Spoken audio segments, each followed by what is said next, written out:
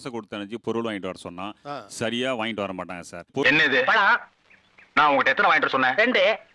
1 இருக்கு, இன்னொன்னு எங்க? இன்னொன்னு தாங்க இது.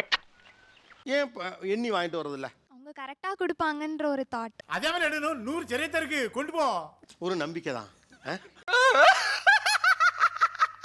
மனிதர்களை நம்பணும் சார்.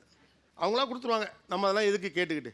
டைம் ஆகுது, கடகடன் கொடுத்தாங்க. ஆமா, இவர் பெரிய கப்பல் வியாபாரி.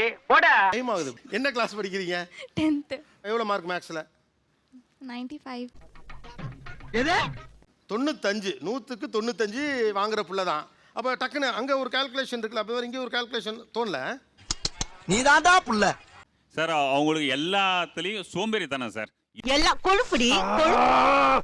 வீடு பக்கத்துல தான் சார் அந்த இது அந்த ஐப்ரோ பண்ற பியூட்டி பார்லர். அவன் நினைச்சிருந்தா நான் நினைச்சா பண்ணலாம் சார்,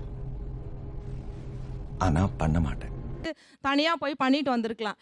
இல்ல நீ வா, எனக்கு எவ்வளோன்னு தெரியாது.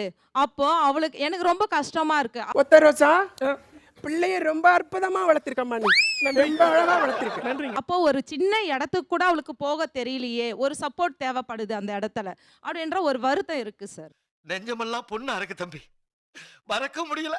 நீங்களே உங்க வேலைகளை கூட ஏன் பாத்துக்க முடியல?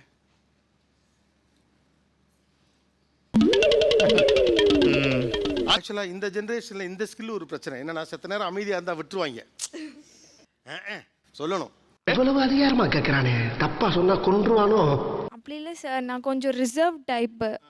உடனே போய் அது மாதிரி எனக்கு வெளியே ஸ்டோர் போனால் கூட எனக்கு உடனே கேட்க தெரியாது.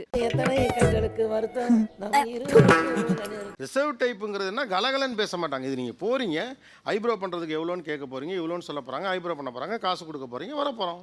ஓ அப்படியா விஷயம். மறக்காம சர்ப்ரைஸ் பண்ணுங்க.